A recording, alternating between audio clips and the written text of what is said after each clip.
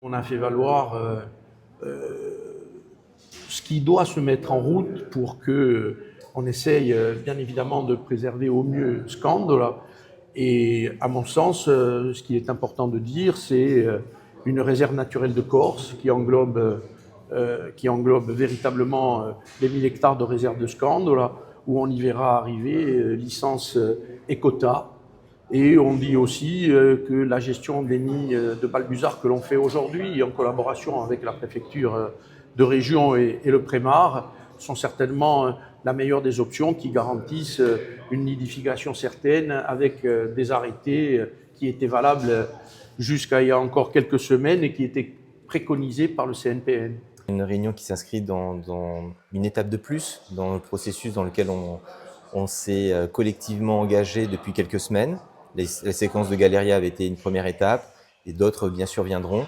Et ça a permis notamment de faire un point sur la révision du décret qui est en train de maintenant de se consolider autour des différentes propositions, des différentes délibérations et bien sûr du rapport de la commission d'enquête qu'on attend dans quelques semaines.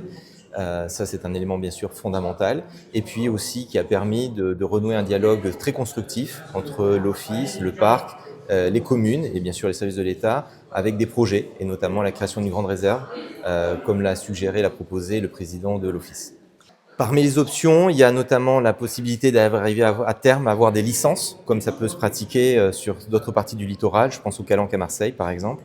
On va faire les échanges de documents sur les amendements qu'on va produire pour le décret. Pour l'environnement, on est tous d'accord sur le fait que si on change ce décret, si on le réécrit, c'est bien pour arriver à faire quelque chose qui protège réellement l'environnement et mieux qu'aujourd'hui et s'adapte aux modifications de comportement et aux modifications liées au changement climatique. Donc ça, c'est le premier point. Deuxième point, je pense au nid de Balbuzard, ça marche très bien depuis 5 ans. Le boulot a été fait avec les bateliers, avec l'EEC, avec le parc, sur les comptages, et on protège les bons nids au bon moment. Donc ça marche très bien, et ça, il faut sûrement essayer de l'élargir un peu et donner un peu de réversibilité au projet. Et puis, on considérait, nous élus, qu'il y avait des grands oubliés qui étaient les habitants, les résidents permanents des communes de la façade maritime, et que ceux-là, il faut les réintégrer dans le décret en leur accordant un privilège de visite qui soit le privilège réservé à des résidents permanents.